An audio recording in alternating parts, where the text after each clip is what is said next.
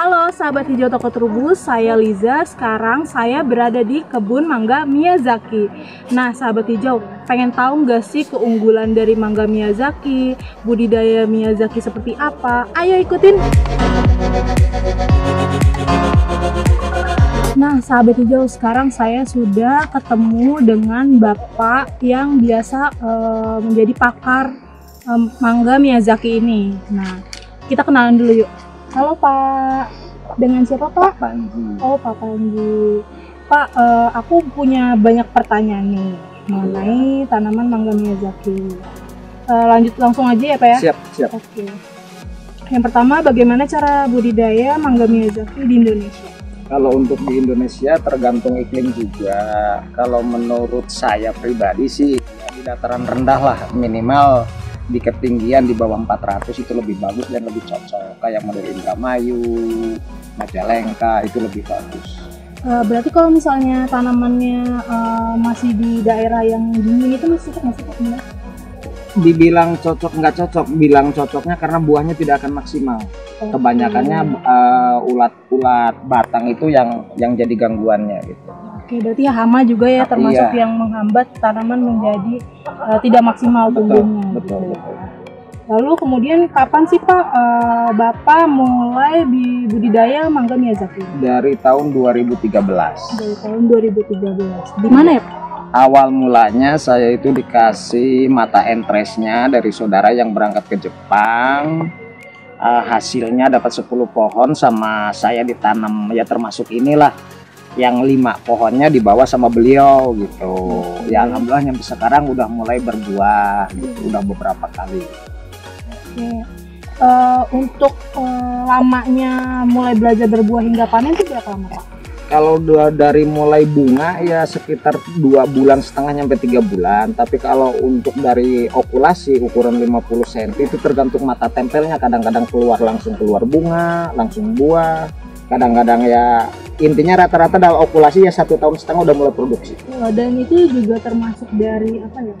Perawatan yang rutin ya Pak ya tentunya. Kalau masalah perawatan sama aja dengan mangga biasa. Iya. Treatmentnya berarti sama ya Pak? Sama. Oke. Terus apa aja sih keunggulan dari mangga Miyazaki ini?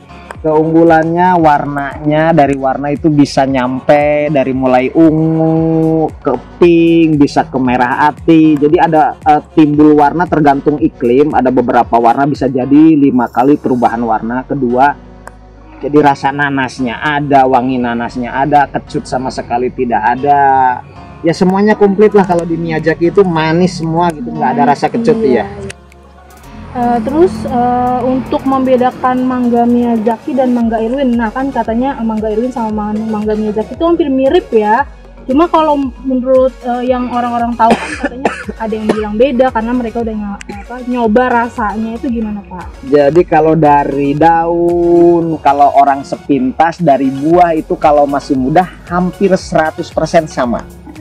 Cuman ngebedainnya itu dari mulai udah tua itu ada keluar warna pink dan warna merah gelap ya itu. Terus keduanya dari rasa ya jauh berbeda. Kalau untuk Erwin ada rasa kecut, kalau ini sama sekali tidak ada. Oke. Terus untuk tanaman yang Bapak punya ini biasanya Pak dipanen tuh berapa, maksimalnya dapat berapa buah gitu? Kalau yang udah segede gini, kalau perawatannya maksimal sekitar 5-60 kilo dapat. Wah, luar biasa sekali ya. Berarti kalau ini buah sisa, ini sisa petikan kemarin. Oke, berarti sebelumnya memang sudah panen ya? Wah, kita ketinggalan banget nih. Udah iya. Oke, terus kalau misalnya ada orang yang kayak mau budidaya nih tapi dia bingung apa untuk lokasinya, dia yang takut itu, apakah dia harus ngecek tanahnya dulu apa gimana Pak caranya? Alangkah baiknya lihat dari daerah itu iklimnya. Bagusnya sih kalau untuk mangga itu berpasir, terus datarannya rendah ya di atas 200 dan di bawah 400 bagusnya. Nah, terus tanaman yang Bapak punya ini bagaimana perawatannya selama ada di budidaya ini?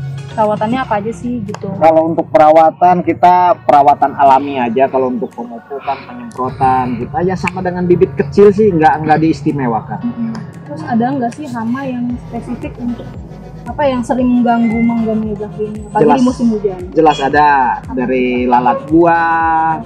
Terus kalau bilang orang Sunda malolodoh lah, item-item kayak ini nih, itu banyak Ini ya item-item, jamur jelaga ya. iya betul kayak gini. Ini kalau yang lain sih nggak masalah sih. Baik.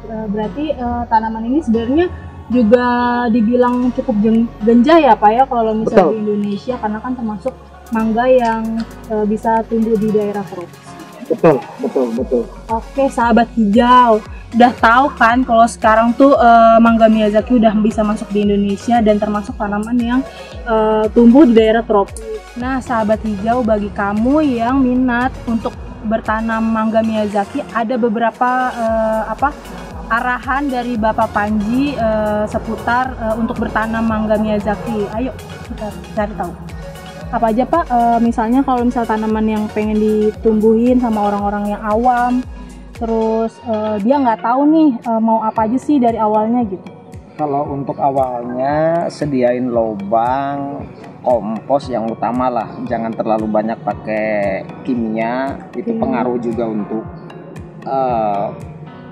pengaruh ke tanah atau ke pohonnya juga ya bisa gitu. Jadi alangkah baiknya siapin bibit yang bagus, yang betul-betul yang diinginkan, dan tanahnya juga kalau bisa dicek dulu itu ketinggian berapa dan pH-nya berapa, itu lebih bagus.